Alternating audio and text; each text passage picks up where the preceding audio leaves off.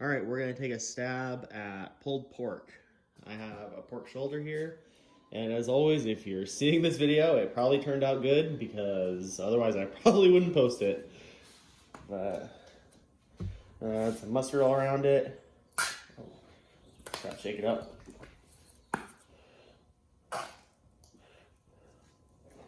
Doesn't need a lot, just a good layer over it. This is my binder. You can use things like olive oil or mustard like this. And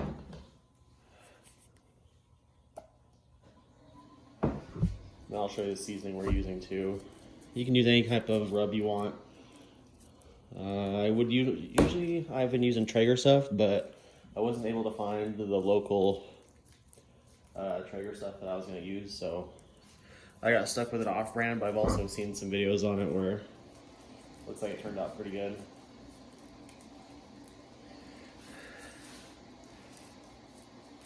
I'm just gonna go rinse my hands off before I grab this.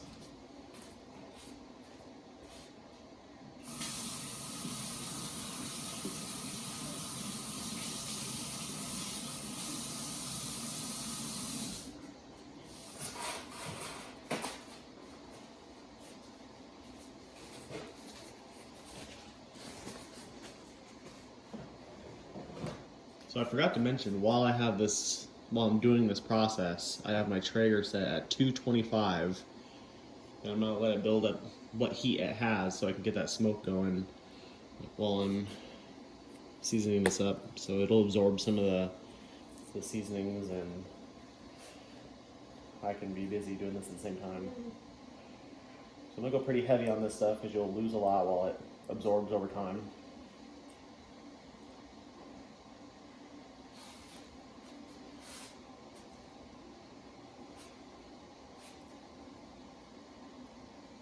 One side.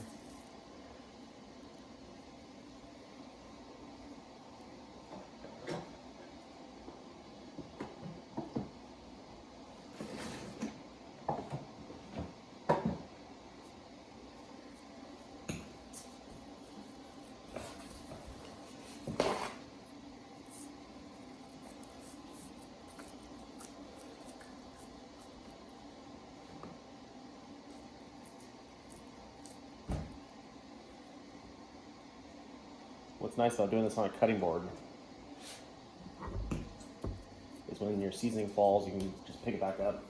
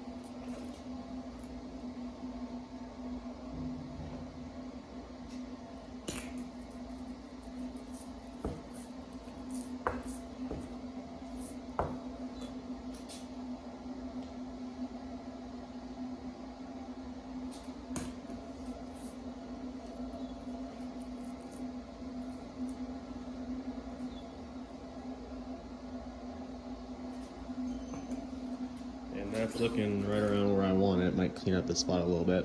But other than that, we're gonna wait for the Traeger to come up to temperature and let this just absorb these seasonings. Alright, so it might be a little hard to pick up on camera, but at 225, see if I can get the chimney here. You can, again, this is tough to pick up on camera, but I can definitely see it. Quite a bit of smoke coming out, so pretty cool. I know at higher temperatures people might struggle with getting smoke out of Traegers, but at 225 it's definitely coming out. I can see it. So what I'm going to do is I'm going to go in here with skin side down, and I'm going to make it so the bone is facing the back of the Traeger. Then I'm going to thread my thermometer through and plug it in.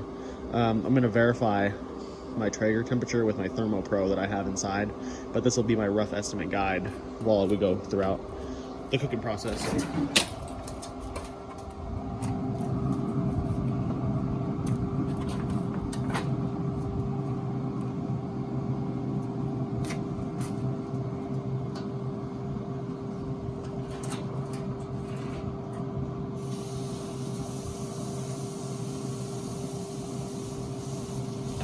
Alright, we're gonna get that closed. We don't let out any heat. Then I'm gonna get my probe plugged in after I wash my hands real quick. We'll see you guys once we do our first check.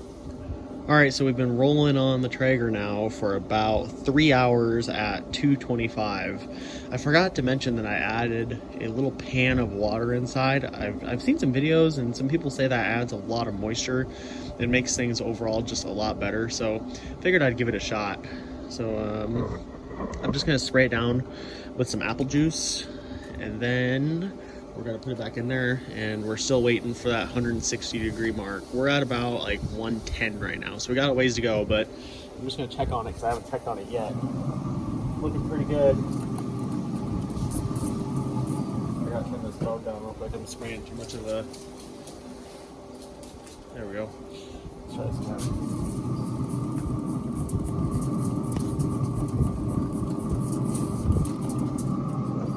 Spray down. It's looking awesome.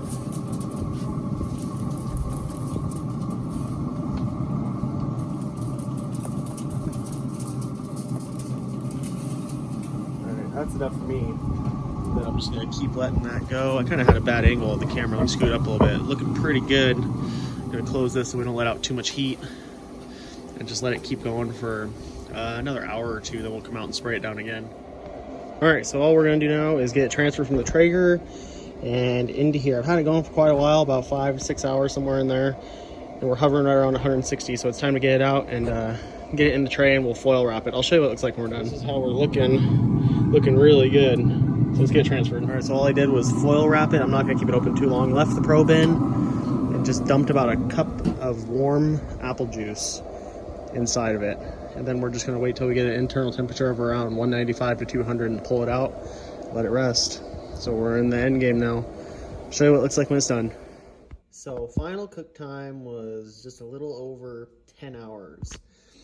I reached a certain point that was kind of difficult. I guess it's called like a smoking stall or something like that, where I hit a certain temperature and it was really difficult to get off that temperature. There's a few ways that I read that you can go about it. The first one is you can just ride it out and wait, but that can take a really long time, or it could be a couple hours. It's kind of hard to determine exactly why it's doing it. The next thing is you can foil wrap it. So I foil wrapped mine a lot, and I kicked the temperature up just to try and get through that zone. But if I had more time, I would have probably waited it out. So yeah, it was pretty interesting, but overall it looks really good. I tried a little piece and it's really good. So I'm gonna get it shredded up, and then I'm gonna put some more seasoning in it and barbecue sauce, and then we'll taste it and see how it tastes.